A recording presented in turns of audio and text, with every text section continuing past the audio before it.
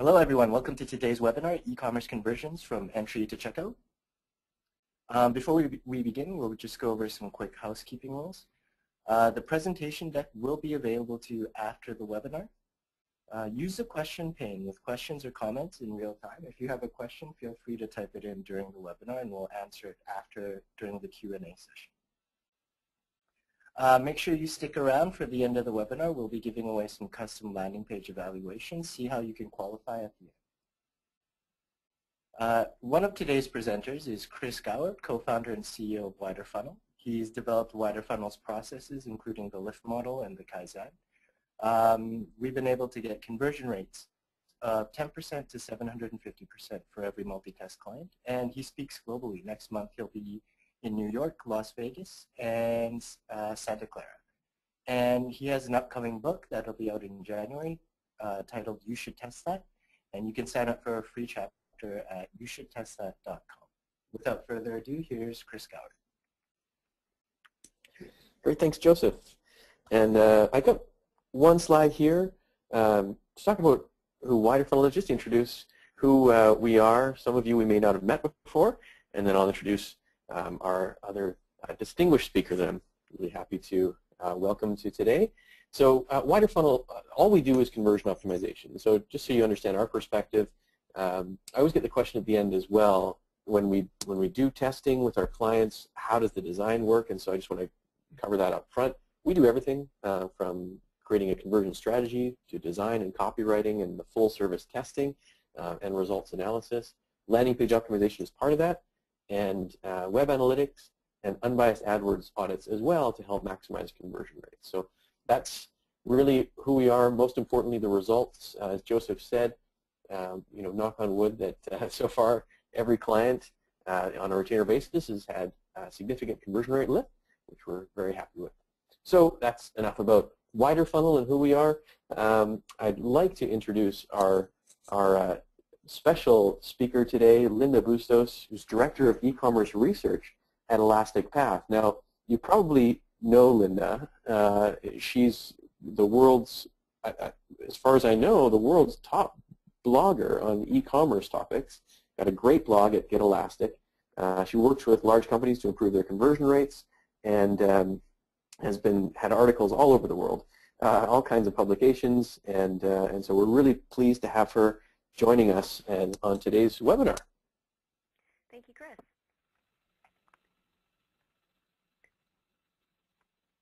So just a little bit about Elastic Path, if you're not familiar. We are an e-commerce platform. Our focus really is on digital commerce, but we do have customers from all different industries. And the blog, as Chris mentioned, www.getelastic.com. We publish 3 articles a week, and I'm always open to hearing your suggestions for articles and hearing from people who read. Yeah, it's a great blog. You should definitely read it. So thanks, Linda. And we're going to have Linda talking in a few moments about the checkout optimization part. And so it's a real privilege. This is, I think, the first time we've co-presented on a webinar together, and it's so looking forward to that. But I wanted to talk a little bit about why we're here today, some of the challenges that we're facing, and then we'll get into a lot of detail. We've got a lot of examples in today's presentation of case studies and ideas for testing and improving your conversion rates. But, why are we here? It's all about improving your conversion rates and your revenue on your website. And it turns out that conversion rate dissatisfaction is growing every year, and people are finding it more difficult to improve their conversion rates. In fact, people that have said yes, their conversion rate is improved in the past year is actually decreasing. People that say no, my conversion rate has not improved, is increasing. It's getting harder for people, and they're becoming more dissatisfied with the results they're getting on their websites. So, is it all bleak? Is conversion rate optimization just a waste of time? No, in fact, the good news is that conversion rate optimization does work if you do it right. We know it works because what we've seen anyway in our experience, and that's certainly all we can talk about, is the average conversion rate lift that we're seeing for our clients in e-commerce is 23.1%. And that's averaged over the since 2007. So clearly, they're reaping the benefits of conversion optimization. And what we're going to show you today are a lot of ideas for how you can get results like that as well, a framework that you can use to analyze your pages and make conversion rate improvements. And also want to mention that the frameworks you're going to see today are working across industries in all types of businesses.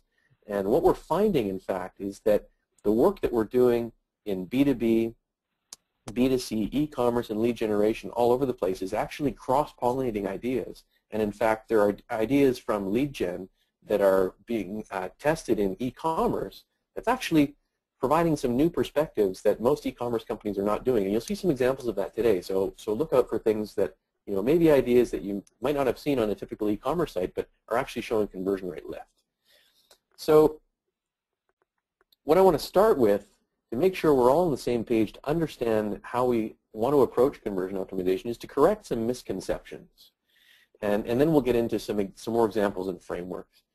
So the first thing that's a misunderstanding about conversion optimization is that it's not just about best practices and consulting. There's a myth that following best practices will give you the best results.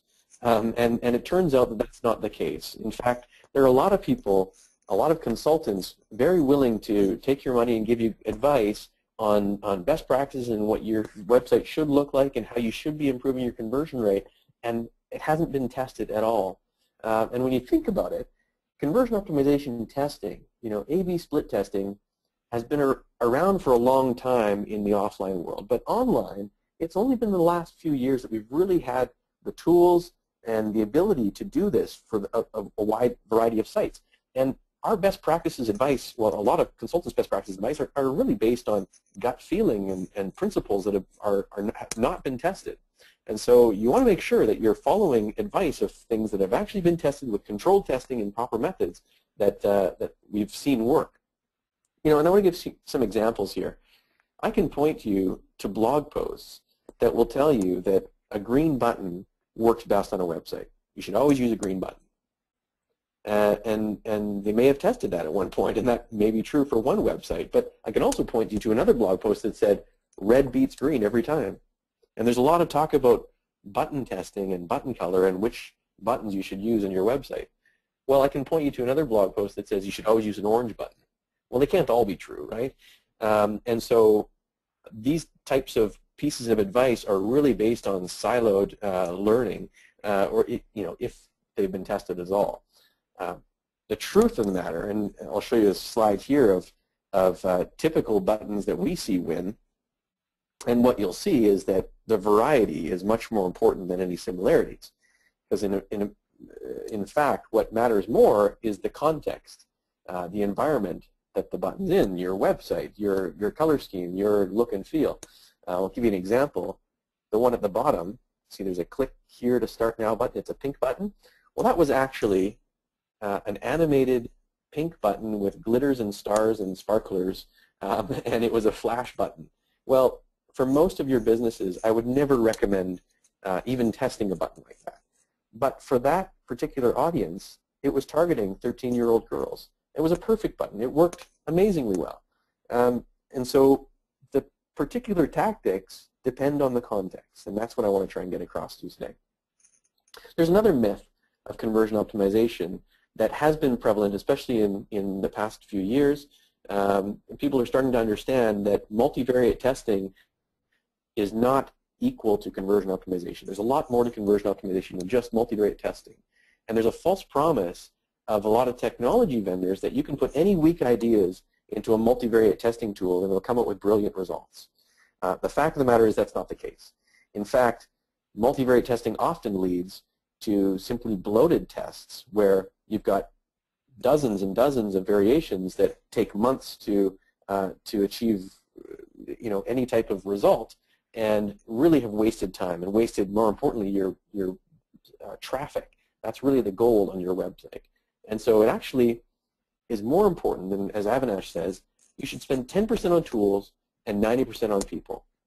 And we find that to be true, that the more intelligence you put into planning the tests, the faster you'll get better results. rather than relying on tools or the false promise of tools to give you this, panacea of your, the golden bullet of, conversion rate lift. It's really about testing powerful ideas. So there's another misnomer about conversion optimization that you can use pre and post testing to achieve the same results. And here's an example where you have an old page on the website, and a lot of people will go onto their site and swap in a new page and look at their analytics, and they'll say, well, fantastic. Clearly, in this example, the conversion rate's gone up, results are improved. I mean, this is a positive improvement to the website, right? But the reality may be very different. In fact, what we see is that companies that are using pre and post testing to try and judge the results of their improvements to their websites are actually misleading. And in fact, when you take into account seasonality, day of week seasonality, competitive activities, offers in market, even stock levels can impact your conversion rate so much that your pre and post tests are essentially meaningless. And the variation between all variations, even within a conversion test, can vary so widely that it overwhelms the differences between them. So in other words, in order to really know what changes are having a positive effect, you need to use controlled testing. Generally, A/B split testing works best for that. There's one more that I want to talk about, and that is user testing, because there's a myth that usability testing and user testing is a substitute for controlled conversion optimization testing, and that's just not the case.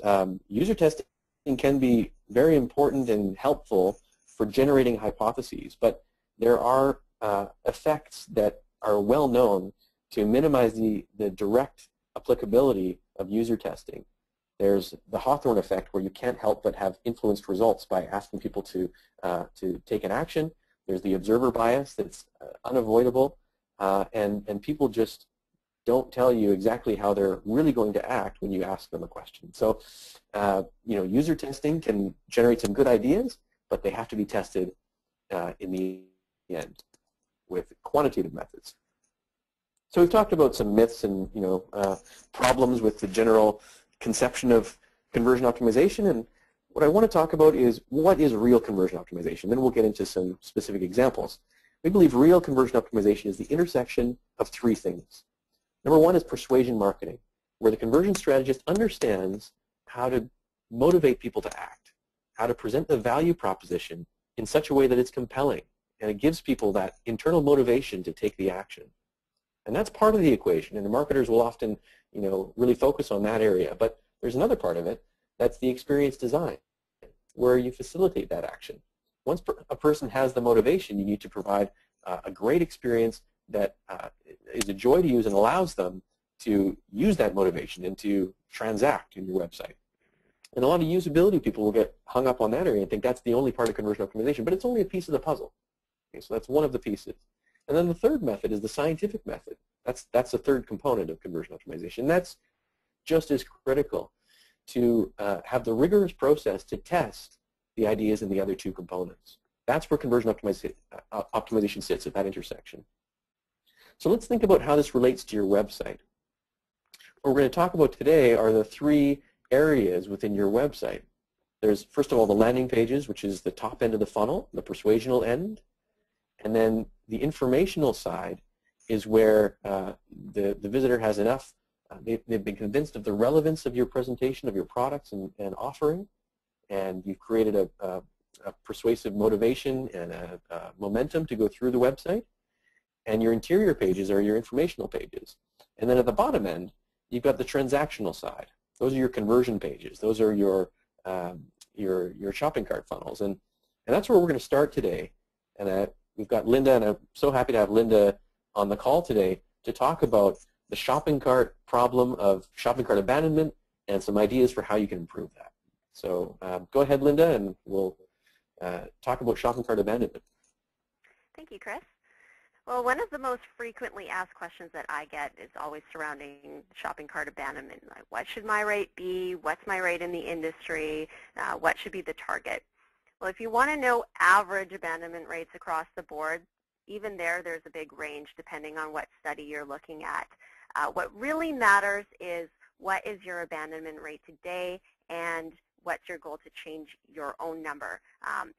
Again, it's going to depend on your business and the type of thing that you're selling and who you're selling it to.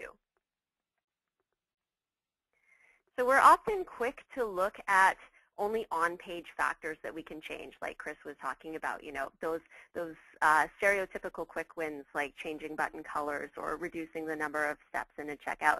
But an approach that takes into consideration what's going on in people's minds when they're abandoning is something that will actually give you more of a strategy that's more likely to move the needle than just focusing on design elements alone.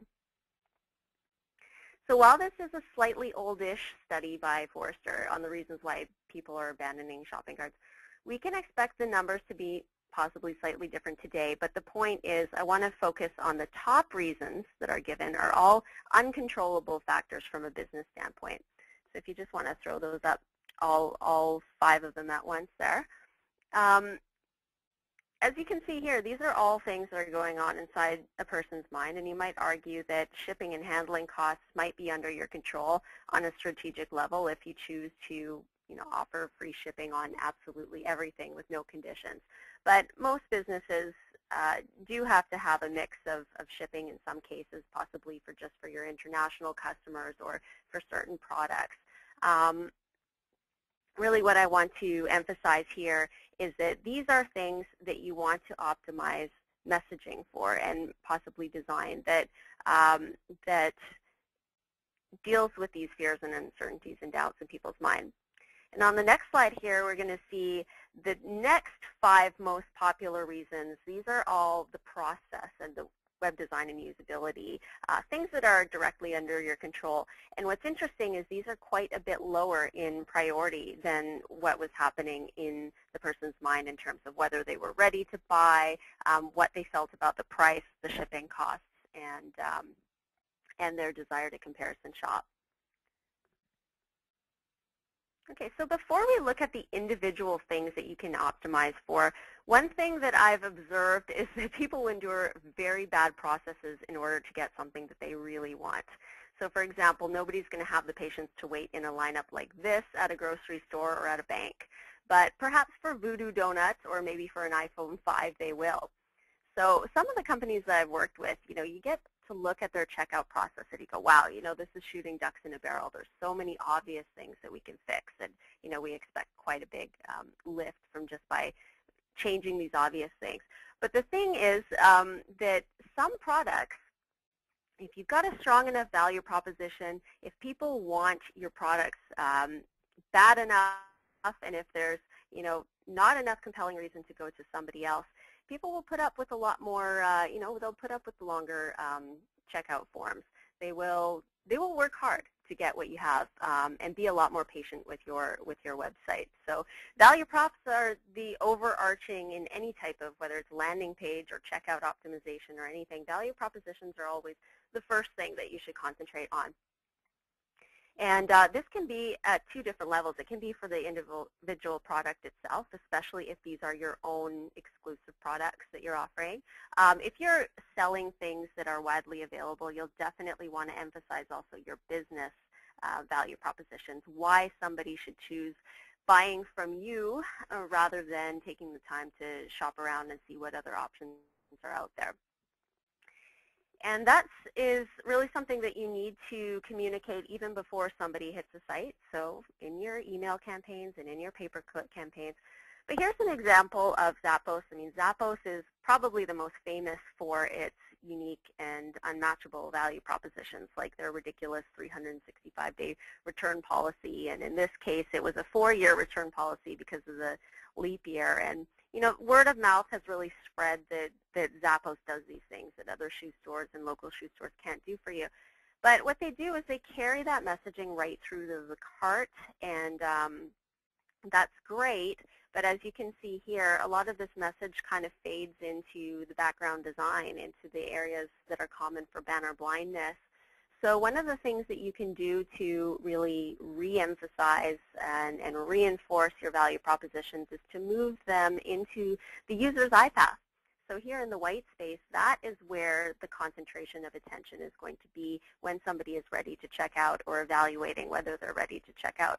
So inserting those little value props proximal to where the eye tracking, where your eye tracking heat maps are, or where your mouse overs are, moving those value proposition messaging in there can be something worth testing. All right, now let's look at the fears and uncertainties and doubts sort of on an individual level. So shipping and handling costs, most of the customer surveys out there asking what people want from a website is free shipping. I mean, we seem to be a web society that has gained this sense of entitlement to get free shipping. We've been spoiled by the Amazons of the world and the other large retailers that, have really made that as a strategic way of marketing themselves, perhaps at the expense of discounting. But, if you aren't giving free shipping offers, but you are heavy discounting and offering promotions to try and get conversion rates up, here's something to think about. And the Wharton School of Business actually did this study, just on the back slide a little bit here. The study showed that when presented with two different options, take $10 off of the cart total, or being shown a $6.99 value free shipping, the free shipping offer was more popular. So, we act irrationally sometimes as consumers.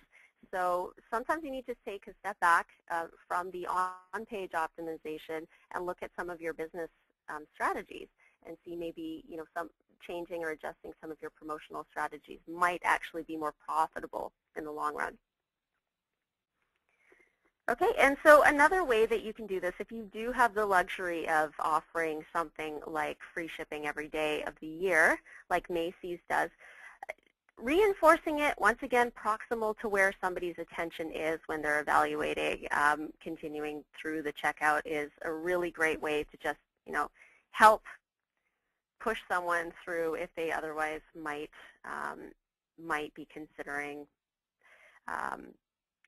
not going ahead. And an interesting trick that they did here is instead of using a $100 purchase, use $99 instead of $100 as the free shipping threshold, which is an interesting psychotactic that you can test.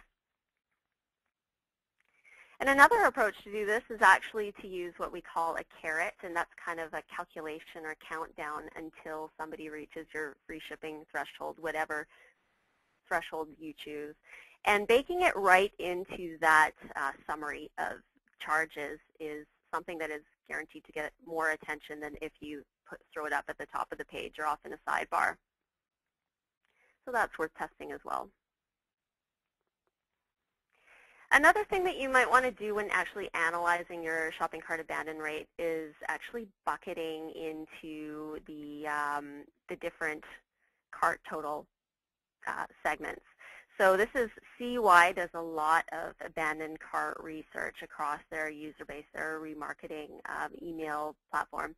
And what they've found is abandonment spikes really high at the $0 to $100 level. And the rationale behind that is that if you do have to present a shipping charge, the ratio between cart total and shipping charge sometimes causes somebody to think twice about going through with the order. If you've got a $19 shirt and shipping is going to be $14, that's almost doubling your product cost.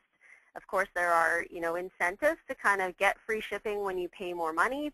But as you can see, between the $100 and $250 range, which is potentially taking into account $100 free shipping offers, you can see that there's quite a significant dip in cart abandonment. And then it spikes up again as higher totals. And obviously higher totals can mean, somebody thinking a lot harder whether they can part with the money at the time, but it can also reflect the behavior of kind of adding a whole bunch of things to a cart and then coming back later and refining and removing items from consideration, kind of using the cart as a wish list. So when you look at your data this way, you kind of can get a little bit more idea of what's going on in people's minds. And of course, your curve may be different depending on the shipping thresholds that you offer and the type of products that you sell and typically what your average order value is.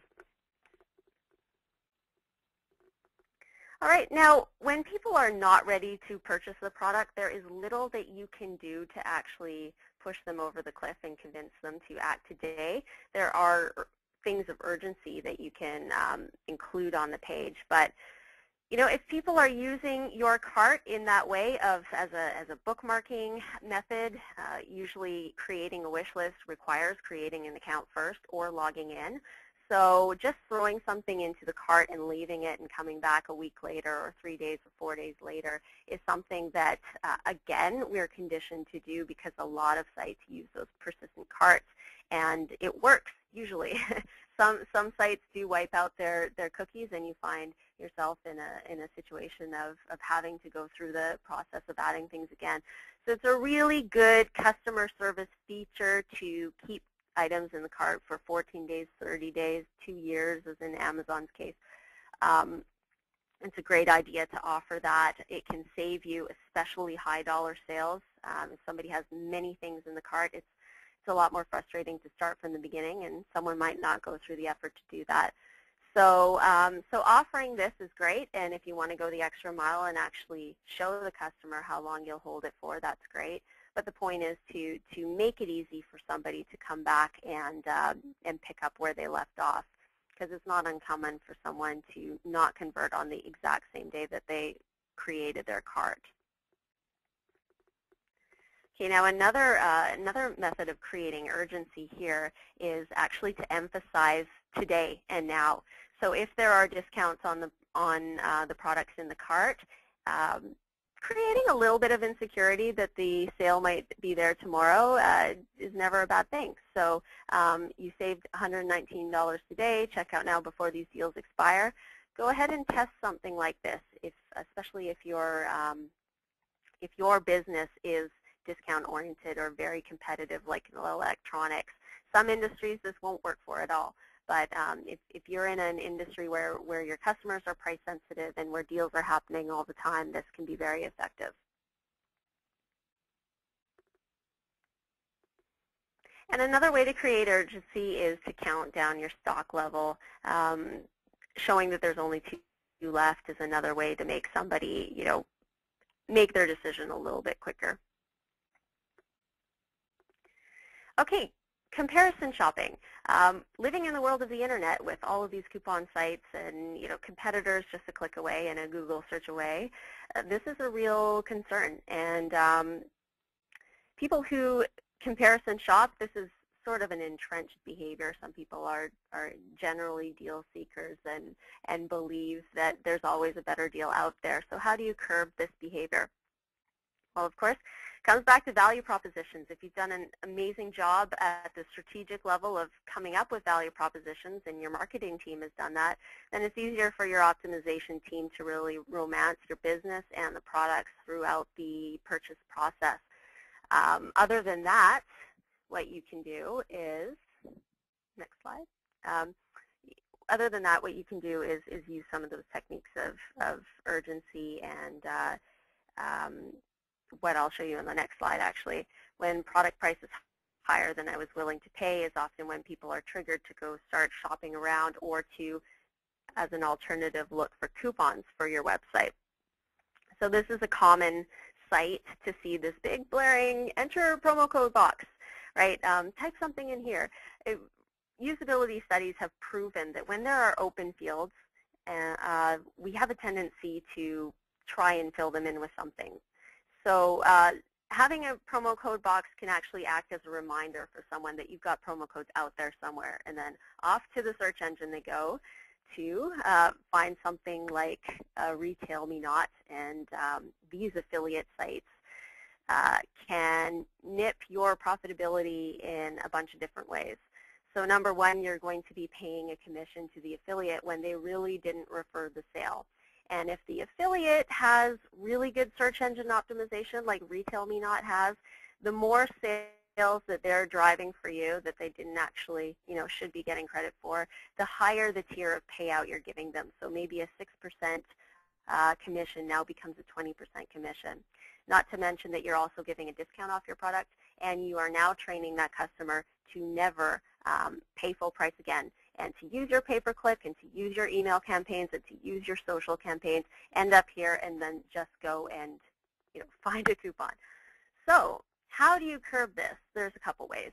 You can code into your e-commerce solution a way to recognize when somebody has been referred from an affiliate or an email program with a promo code, and then to suppress the box if they haven't been referred from that, or to show it if they have. Of course, this isn't foolproof because people use different machines, and sometimes cookies are blocked and that kind of thing.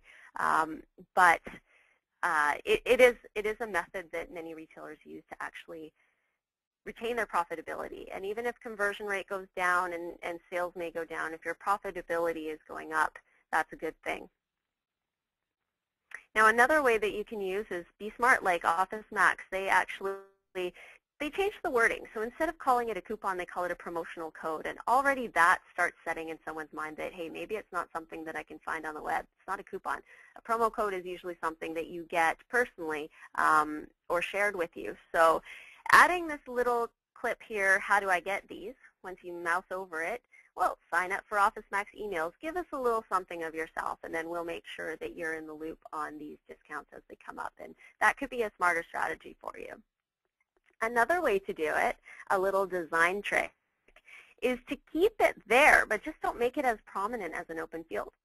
So using an add/edit coupons button that's grayed out and it's not the main call to action here. If somebody has a coupon, they're going to, believe me, they're going to look all over the page to see where they can enter it, and they'll find this. But the average person who is just happily going to go through your checkout is not going to be tripped over this call to action, which encourages this other behavior. All right, now again, coming back to just wanting to save products in the cart for later consideration. If your customer wants to save their cart, help them to do so with the persistent carts, but another way that you can do this is with remarketing strategies. So on the next slide here, we're going to see an example. So this is an example of a remarketing email. And definitely treat your emails like landing pages. You want to be applying the same rigor and vigor to your optimization and your design and your messaging as you would on any landing page. And aside from the cart, like, you've got more opportunity to persuade here than you do in the cart and to get creative with design. What I like about this particular email is it's got 5 reasons to shop at drugstore.com. They're paying attention to value propositions. But what I don't like about this is, imagery can be really psychologically powerful. And what I think is going on in this email is kind of suggesting to the customer that they're absent-minded and forgetful, and it's kind of like a Homer Simpson dope moment. And that can sometimes not translate too well. So asking, hey, did you forget something? You came here and you left some stuff in your shopping bag. You can tone this and massage this a little bit to be more of a customer service oriented email, to say, hey, just to let you know, you visited recently and we're still holding your stuff, as a courtesy, and we'll hold it for X number of days or something like that. And you definitely want to be testing messaging to make sure you're hitting all of the marks that you need to be hitting. And another thing to look out for is to not be too trigger happy with offering discounts. So for example, if this was the first, and you can do a series of remarketing emails, you don't have to provide the discount in the first email message. But say if this was the first one, there's a couple things going on in this email that you might want to avoid. You don't want to be training somebody to just abandon their cart in order to get a discount, similar to going and searching for a coupon box, right? And you don't want to devalue your product either, for branding reasons and for profitability reasons. Another thing that's going on here is actually, if somebody is abandoning their cart, they may be indecisive. So cross-selling, very, very similar things, can actually make the situation worse and introduce more uncertainty and more indecisiveness. So again, testing is the only way to prove what works and what doesn't, but these are things that you want to consider when you're designing. So if you are going to show cross-sells, test it against something that doesn't, and then measure the difference there. All right, and with that, I'm going to hand it back over to Chris to take us home with finishing off your funnel. Great. Thanks, Linda. I like that comment about treating your emails with rigor and vigor. That's very good. And so thanks. Some great tips there about the transactional end, the shopping cart part of the funnel. And so I want to show some examples now of the other side, of the persuasional and informational side of the funnel. We're looking at landing pages and the part where we're persuading visitors to take action and get into that shopping cart process. So I've got some examples here, and what we're actually going to do is show you how to optimize the top of your funnel by showing examples of the types of tests you can run. I'm always asked, well, often asked at conferences, where should we start testing, and what's the top place we should test on your website? And what I'm going to show you are examples of various areas of your website, and you'll get some ideas of the types of tests you can run. Also test your conversion skills by guessing the winner of A/B tests. So, and then we'll have some time for questions at the end, I believe. So let's start with landing pages. I'm going to show you an example for a landing page test that we did with wineexpress.com. This is a very interesting test because these guys are email masters. They have millions of emails in their database. They send out millions of emails daily to their opt-in list. They had a landing page that was highly optimized, but they hit a plateau in their optimization. They weren't able to make the types of improvements they were looking for. They needed to improve their conversion rate. Now, we ran several variations on a test for them, and what I'm showing you here are two of the variations we tested because it's an isolation test. So I want to pinpoint something here for you. Variation A, you'll see, has this countdown timer. It says order in the next however much time they have left to get 99-cent shipping. And what was happening here is that every day they get an email and there's one special wine that they're featuring that they've got a special offer for shipping that's 99 cents just for 24 hours. So we're testing the impact of urgency here by adding that in the header. So what I'm going to get you to do is guess which one of these won. Was it A with the urgency or B without that urgency add-on? Everything else was the same on the page. So we're going to open up a poll now where you can actually vote and guess on which one you think won. So was it A with urgency message in the header, order in the next however much time, or B without that urgency? And we see the votes coming in. And I know this is the first vote, so you're going to have to get used to how to click that button, but go ahead and vote whether A, urgency, or B, and then we'll take a look at what you thought. So yeah, we're going to stop the poll now. We got most people voting. Interesting. Let's take a look at the results of the poll. Look at that, and 73% voted for the urgency message, and which is great. Let's look at what actually happened. When we tested this, we actually found that B won without the urgency, and that was a 7% conversion rate lift over the countdown variation, which was interesting. So you might be scratching your head saying, what's happening there? And I'm going to give you another hint and show you another test. This one, where all we were isolating was the call to action area. Variation A, you'll see the call to action. It's kind of hard to read probably on your screen, but it says our price, $14.95. It's got the discounted case price and get down to the add to cart. Variation B, we have a larger on sale now message and larger price and the larger call to action button.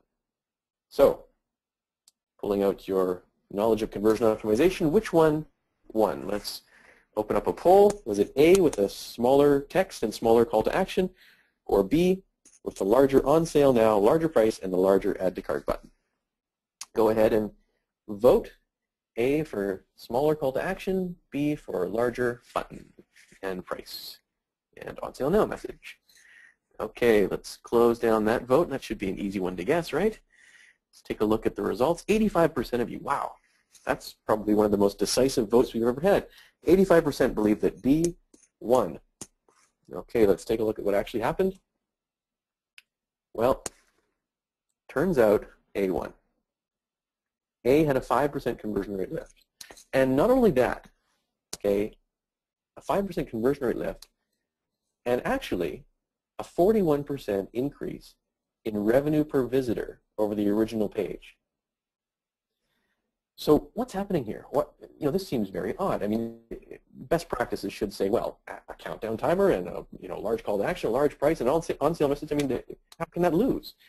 Well, what we found is with this particular audience, a marketing insight, that this is a sophisticated buyer, a wine connoisseur.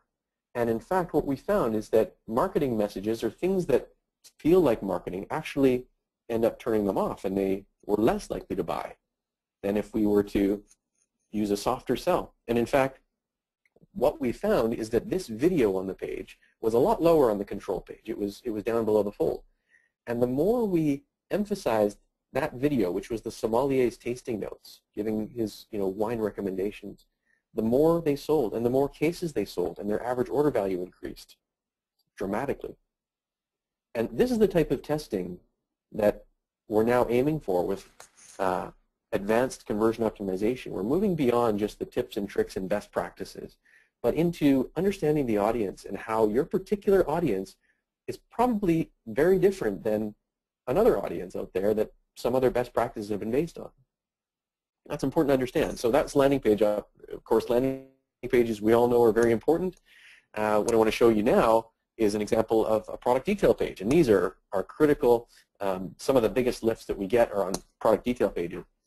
This was a test for babyage.com. It was very interesting. What we did here was a site-wide test for all of their product pages, so testing their product page templates. And they had very good brand awareness, a great business. They were disappointed with their conversion rate, and in fact, they were complaining to Google that their paid search costs were going up and their ROI was going down. And so Google told them, you've got to talk to Widerfunnel; they'll help you improve your conversion rate. So what I'm going to show you is some of the process that we used to do that. Okay, so I'm going to show you the framework, the LIFT framework. Some of you have probably seen it. It's getting very popular in conversion optimization circles. And what it is essentially is the 6 conversion factors that impact your conversion rate.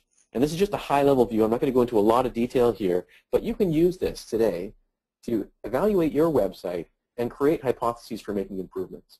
Okay, so the first core, and this is, Linda touched on value proposition and the importance of it as well. This is really the crux of your conversion rate potential. Your value proposition, different people have different ways of explaining value proposition. I like to think of it as an equation that goes on a person's mind, where there's a whole set of perceived costs and perceived benefits in taking the action. And it's important to consider all the perceived things that may be intangibles, that are not just about the product features or the company features or your shipping policy, but the intangibles of the trust that they have with you, your brand experience, the previous experiences they've had. And so the value proposition really determines your potential for conversion rate lift. And then there are other factors that enhance or detract from the value proposition, like the relevance of the presentation. That includes the relevance to the source media, the relevance to the visitor's needs and their particular situation. Understanding their mindset, understanding the audience when they come to your website, the frame of mind that they're in based on their keywords and the source is very important for maximizing relevance and conversion rate. And then we look at clarity of the presentation. Clarity includes quite a few factors. Clarity of the eye flow, clarity of the copywriting, and clarity of the images. Of course, on a lot of e-commerce sites, it's very important. We've seen enlarging images helps. And clarity of the call to action. All of these things can impact and enhance conversion rates. And then some factors that reduce it are, anxiety. You hear a lot about, and I'm going to talk about that in a moment as well. Is any uncertainty on the page in taking the call to action and completing the purchase. Distraction is a lack of focus. It's too many options. If you've got too many product options or too many products or upsells and cross-sells in the wrong place, or too many messages that redirect attention from your primary product, primary message, and primary call to action. And then, of course, urgency is important to getting the sale happening now before they decide to go and research competitive offers.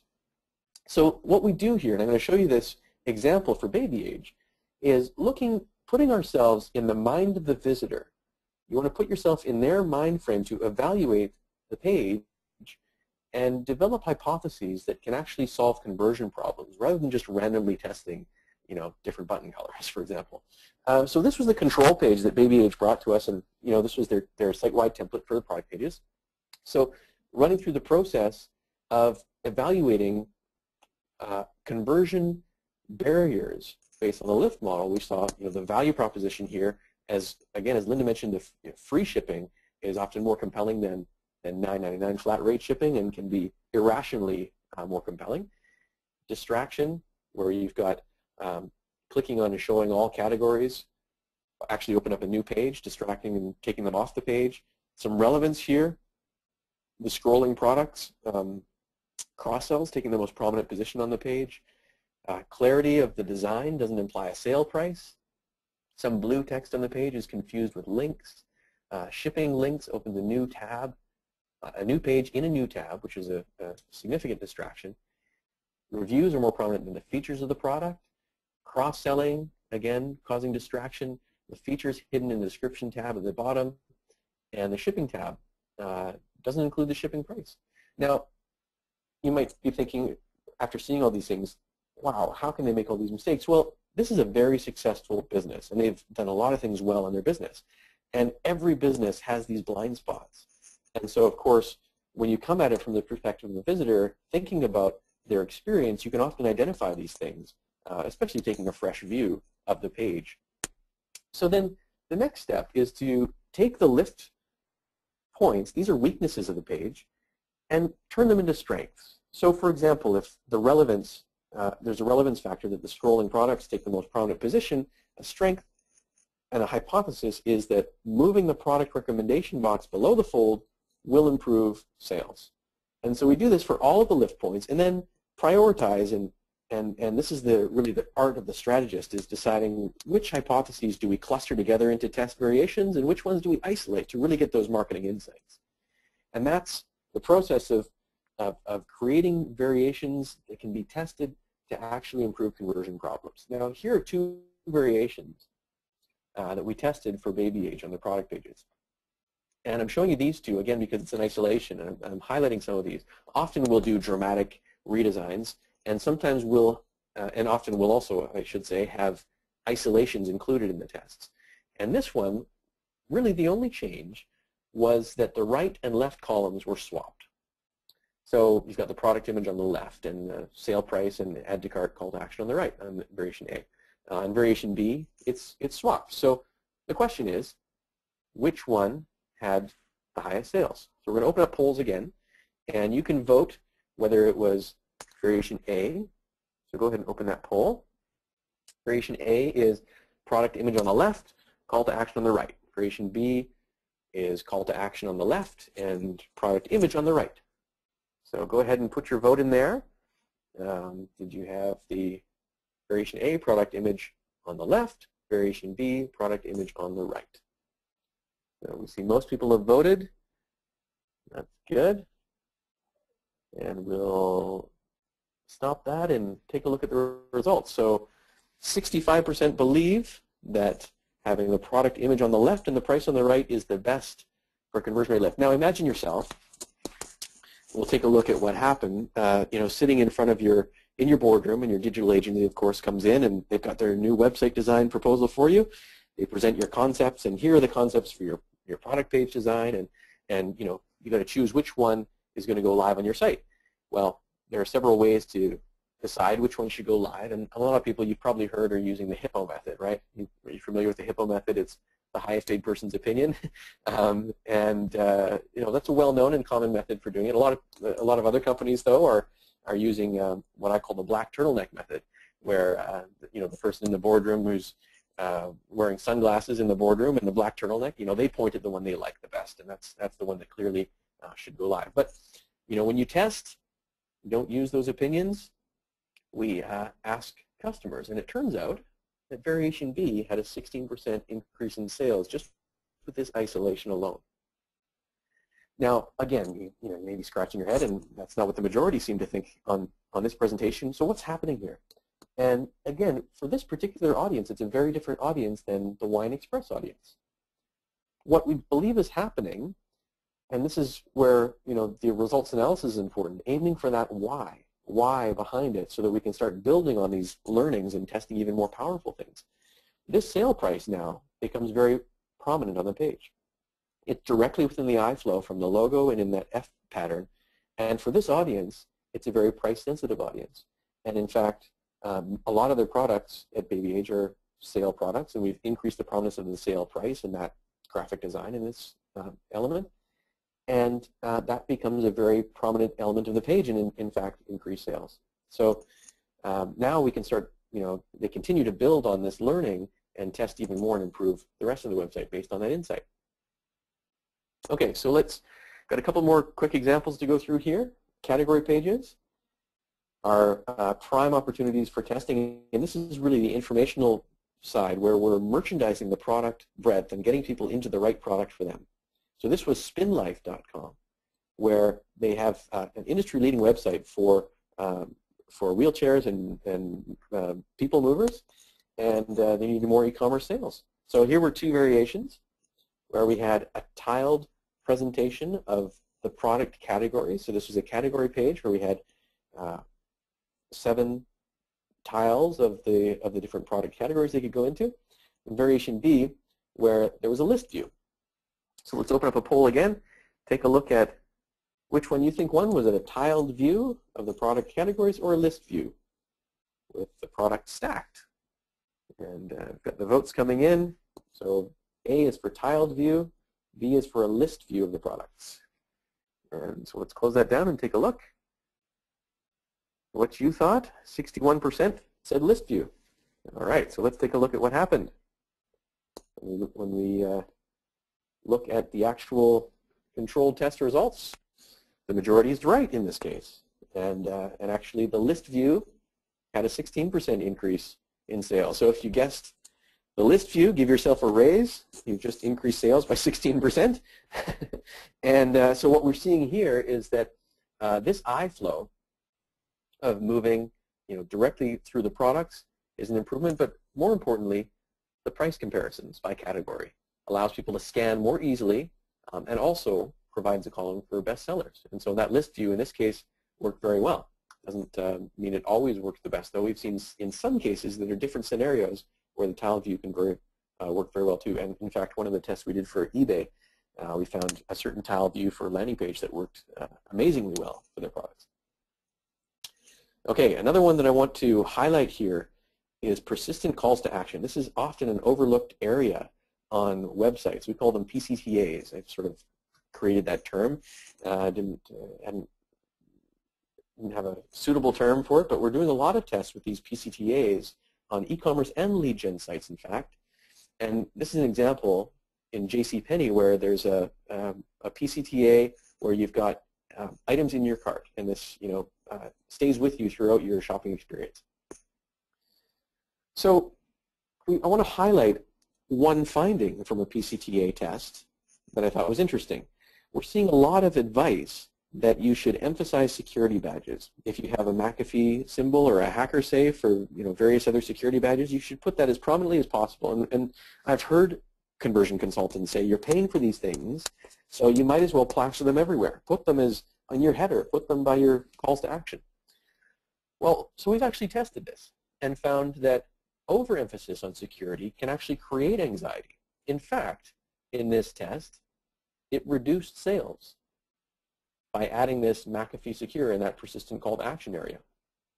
We're hearing this advice about security symbols, but you have to ask yourself, does this experience create trust? I mean, this website, for example, clearly is taking that advice to the nth degree, right? They've got all kinds of security indicators. Some of these I haven't even heard of, but but the question is, does this create the type of experience you want to shop in? What I look to is the example of bricks and mortar retailers. Well, they've been testing and improving the shopping experience for hundreds of years. Look at this example. It's got amazing warm lighting. You've got soft plush carpets, probably triple underlaid. You can almost smell the leather just wafting out. It just makes you want to come in here and spend your money, doesn't it? So ask yourself, would you rather shop here or in a high security environment? Which one makes you more willing to open up your wallet? Well, in this one, of course, they make you pull out your wallet, but not to spend money. So that's an example of best practices gone awry, right? And here's another example I want to show you on home pages. And this is, we've got lots of homepage tests that struggled with whether I should show you which examples I should show for this example. But what I want to highlight is one of the most egregious problems on home pages, and I love talking about it because it's happening so often on so many websites. And it's the shopping experience that you'll see at Forever 21. So I was on this page last week, and this was the page I saw. Now, think about the shopper's experience. They've arrived at your website, and the first thing they have to do is figure out, how do I use this website? What do they sell? Where am I looking? Where am I finding sort of things that are interesting to me? So I'm checking out the navigation. I'm looking at the offer. There's an image that's attracting my attention. It's talking about leather, and I'm thinking, okay, maybe that's something that I'd be interested in looking more at. And as your visitor is about to click on that image or the button, it changes, completely changes. The whole page changes, and now they're disoriented. They're reorienting themselves to a new offer. And so now they're thinking, okay, I either am going to process this offer, I'm going to try and figure out this usability of this experience to get back to the other one that I was sort of interested in. And just as I'm about to do that, it changes again. And this is so common on websites across industries, and we've tested it many times and found in virtually every case that it reduces conversion rates. Rotating messages are a distraction. It disorients people, and it reduces conversion rates. And I know there's a lot of people probably clapping in your chairs and trying to, I always hear people saying, yes, please present this to my boss, because everyone loves these rotating offers. But the problem that it's trying to solve is a lack of real estate, right? So the designer says, well, I've run out of space to put all these competing messages that every department wants to put on their website, and so the only option really is to rotate it, but that's the worst solution. So like I said before, the good news is that conversion optimization works if you do it right. I'm going to share a number with you now. That number is 200%. And that number represents the value of a structured testing process. So this is how you get the best results. This is a study by eConsultancy where they showed that those companies that have a structured approach to improving their conversion rates were twice as likely to report large increases in sales. So we're talking about, there's a lot of people asking, when they talk about our process, and you've got the lift model, and there's a 7-step conversion process, and the Kaizen method, and all of these things that we put in place to try and improve conversion rates, is it really necessary to go through all this structure? And what I want to tell you is that the structure, and you can find a lot about, more of that if you just Google 7-step conversion process. There's a 5-step conversion optimization strategy, and you can get links to that by emailing us as well. It's all just free information, but having that structured process, putting that in place, will give you the best results from your conversion optimization strategy rather than just testing random tips and tricks. So that's the point that I really want to get across today. And I'll leave you with one more question before we'll have maybe a couple minutes for QA, and that is, what are you waiting for? So let's get going with doing some good conversion testing and get ready for the holiday season and for a good 2013. So before we just open up for some questions, I see some questions coming in. We do have a couple special announcements that I wanted to highlight for you. One is conversionskills.com. It's launched recently, and this is a free website that we put together a little while ago where you can go through some of the similar examples that we went through today, or that similar process of guessing what works in conversion optimization. You can actually download the full case studies there as well to get all the details and background. So you just go to conversionskills.com, and you can do that. And it's free, and there's no gate or anything like that. You can just go ahead and use that. The second one was, as Joseph mentioned at the beginning, we have an offer for a custom landing page evaluation. So if you're interested, we have 10 time slots available, and they go fast, so you might want to grab your iPhone and get ready to email here. I'll show you how to qualify for it. If you just email hello@widerfunnel.com and tell us the URL of the page you'd like evaluated, and if you've got a minimum 30,000 unique visitors per month, you can qualify to get into that, and there's a free, no obligation evaluation for an important page for your website. So go ahead for that, and even if you have less than 30,000 visitors, we do have some consulting services that can help you with that if you're not ready for testing a lot of large-scale websites. But so go ahead and inquire about that as well, and take advantage of that offer. So I've seen some questions coming in. We're reaching the top of the hour, so some of you may want to patch off now. We'll have probably about 5 minutes here where you can ask questions for myself and Linda, and we'll open up the lines now to ask questions. Now, I see some. All right. So there's a question here about were traffic sources all equal? It looks like that was a question about some of the tests that we're running. And yes, for all of those tests and all the tests we run, traffic sources are equal for all variations. So the way we do it is using a proper testing tool. You always want to make sure that the source traffic is the same for all variations. So what we do is randomly select visitors from all traffic sources to see all of the variations, and then track their conversions to sale and the revenue as well. Yeah, that's a good question. And that's one of the principles to controlled testing. You want to make sure that that traffic is representative. Will the presentation or slide deck be available afterward? Yes, you will receive an email shortly, I believe in the next day or two, and you'll have the slides.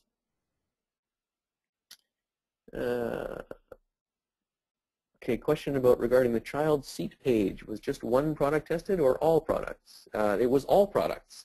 That was a site-wide product template test. So it was actually varied the template so that everyone who was entered into the test was shown the same variation throughout their website experience, and even when they came back to the website in following days. So it was a controlled test throughout the whole website experience.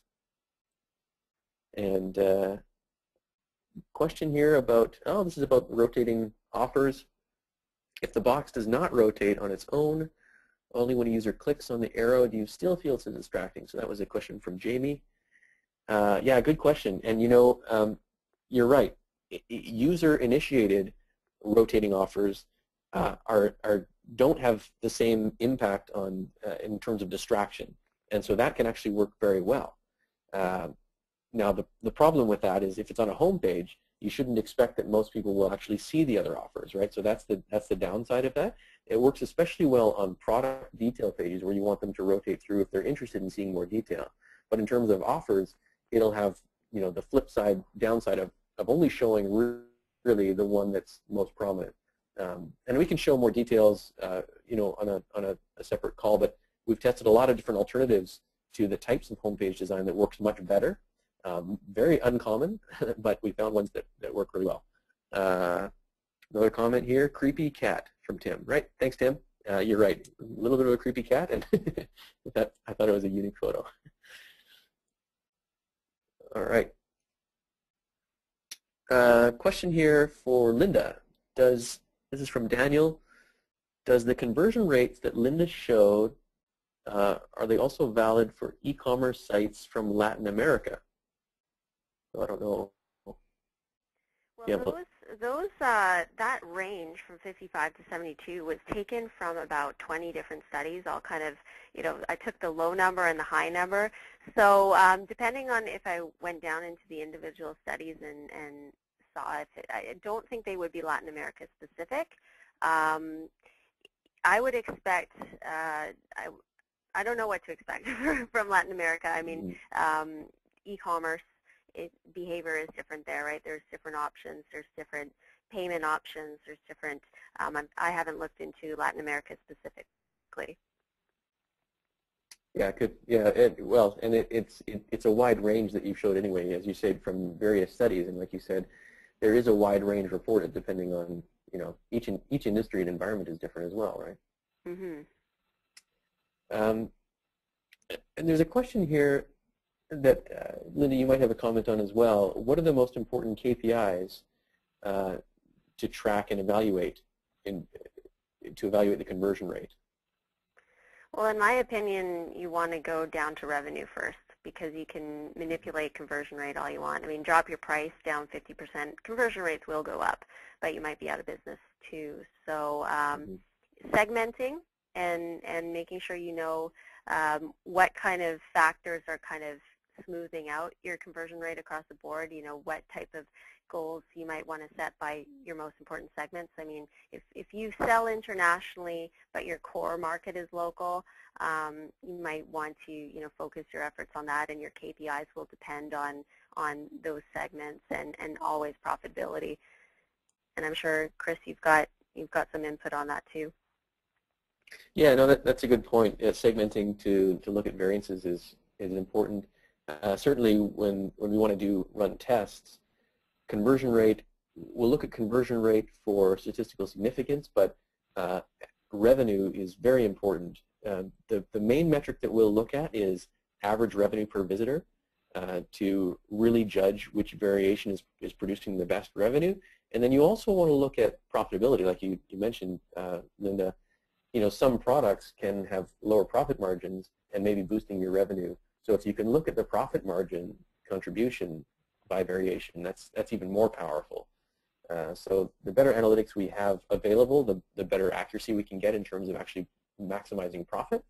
And but it's very easy to do that if you've got that data available by just passing through the variation in the back end. So yeah, that's a good question. All right, so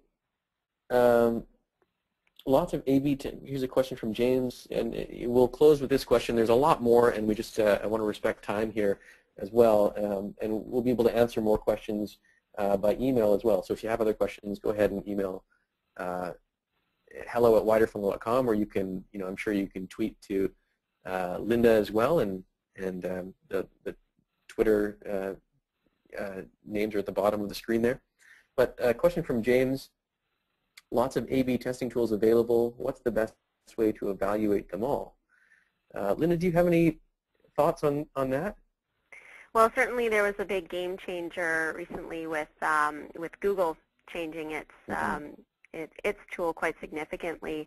So this is always going to be a moving target. But I mean, there's limitations to the free tools. So evaluate. Like Google will do a lot of good stuff if you're just getting started out, but your individual goals might require to use an enterprise tool. Mm-hmm. Yeah, we were, I could say, surprised by that decision. Google Website Optimizer was a great tool, and perhaps Google felt they were giving away too much for free with that multivariate tool. But the new content experiments within Google Analytics has some growth potential, I could say. And so we're actually Google authorized consultants, and we've been working actually closely with Google. We've had some calls with them in the past couple of months about giving feedback about improving the tool, because there's some inaccuracy and problems with it that we're finding, and so in a lot of cases I think it's got a lot of potential, but it's got some growing pains. So there's a lot of other tools out there though that are doing a great job. We're really enjoying using Optimizely right now. It's doing a good job. A lot of people are using Visual Website Optimizer, and Monotate's doing some interesting stuff too. But there's all kinds of tools, and so yeah, and a lot of them are reasonable in terms of affordability. So it's and there are websites that compare them as well. But if you have any other questions, we might do a follow-up blog post for that. So thank you all for joining, and especially thanks, Linda, for joining in on the call. It was a lot of great content there, and always appreciate having the audience and this great series of questions. And what we'll do is actually take some of these questions and have follow-up blog posts, I think, to try and answer some more. And maybe we'll get Linda. Maybe you can join us on that and have some combined answers for it. So we'll have another one again soon. Hopefully this isn't the last time. Sounds good. Thanks all. Talk to you again soon.